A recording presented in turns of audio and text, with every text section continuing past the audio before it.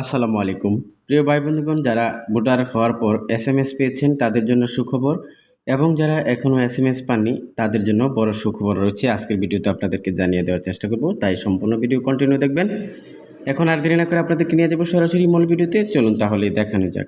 প্রিয় দর্শক, আপনারা যারা এসএমএস পেয়েছেন অবশ্যই আপনার ইনবক্সে একটি এসএমএস রয়েছে। সেই এসএমএসটি দেখতে পাচ্ছেন, কংগ্রাচুলেশন, আপনার নাম এবং এনআইডি নাম্বার এবং একটি লিঙ্ক দেওয়া রয়েছে।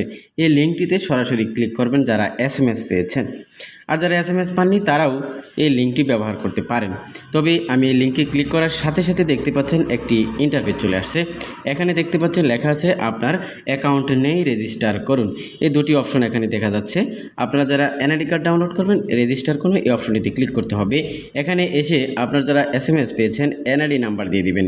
আর যারা এসএমএস পাননি আপনারা এখানে স্লিপ নাম্বার অথবা ফর্ম নাম্বার দিতে হবে। মনে রাখবেন, ফর্ম নাম্বারের আগে ক্যাপিটাল লেটারে NIDFN দিতে হবে। তারপরে ফর্ম নাম্বারটি বসাবেন, তারপরে আপনার জন্ম তারিখ, জন্ম মাস দিতে হবে। প্রিয় দর্শক, যেহেতু এখানে একটি এসএমএস রয়েছে, এসএমএসে এনআইডি নাম্বার রয়েছে, আমি স্লিপ নাম্বার ব্যবহার করব না, তাই আমি এনআইডি নাম্বারটি এখানে দিয়ে দিচ্ছি। প্রিয় দর্শক, আপনারা যারা এসএমএস পেয়েছেন এখানে এনআইডি নাম্বার দিবেন। আর যাদের এসএমএস নাই অথবা এসএমএস ডিলিট হয়ে গেছে তারা কি করবেন? তাদের করণীয় হচ্ছে, আমি যে আগেও বলেছিলাম যে স্লিপ নাম্বার দিয়ে আপনি ভোটার আইডি কার্ড বের করতে পারবেন। অবশ্যই স্লিপ নাম্বারের আগে ক্যাপিটাল লেটারে NIDFN দিবেন। অনেকেই এই বিষয়টা ফলো না করার কারণে আপনি ভোটার আইডি কার্ড বের করতে পারছেন না। অনেকেই বলছেন, ভাইয়া আমার এনআইডি কার্ডের এসএমএস ডিলিট হয়ে গেছে। সেক্ষেত্রে আপনাদের করণীয় কি? সেক্ষেত্রে বলবো আপনি ভোটার স্লিপ দিয়ে বের করতে পারবেন।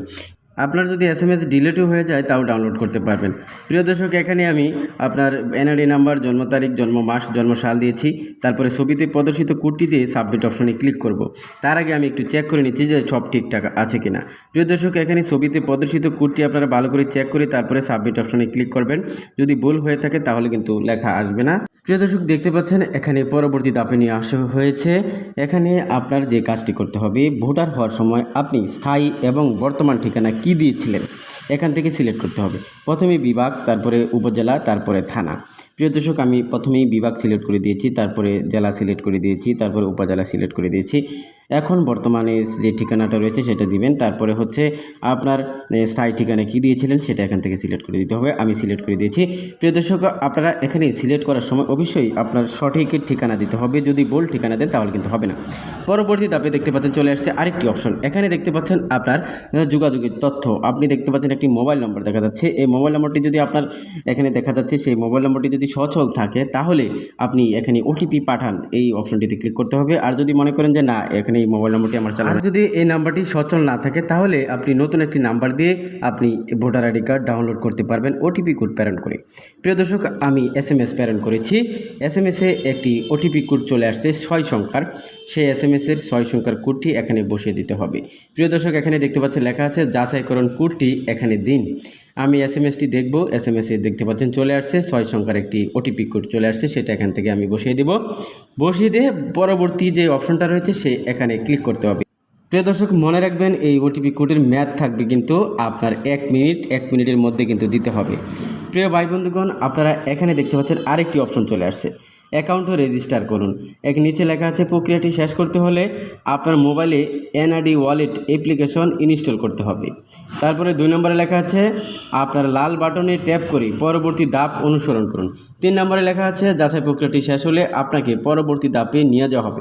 দেখতে পাচ্ছেন এখানে একটি লাল বৃত্তাকার আপনার লাল যেই ট্যাপ রয়েছে সেই ট্যাপে ক্লিক করতে হবে। ক্লিক করার পরেই আপনি আরেকটি ধাপ দেখতে পাবেন।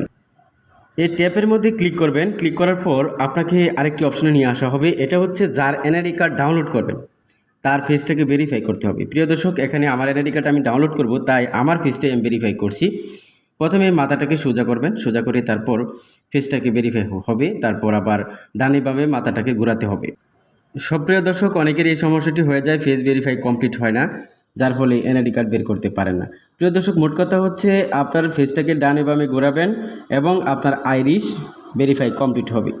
দেখতে পাচ্ছেন এখানে হয়ে গেছে। ওকেতে বাটনে ক্লিক করবেন, তারপর দেখবেন আপনার নাম, আপনার প্রোফাইল এগুলো চলে আসবে। প্রিয় দর্শক, এখানে এরিয়া যান, এই অপশনটিতে ক্লিক করতে হবে।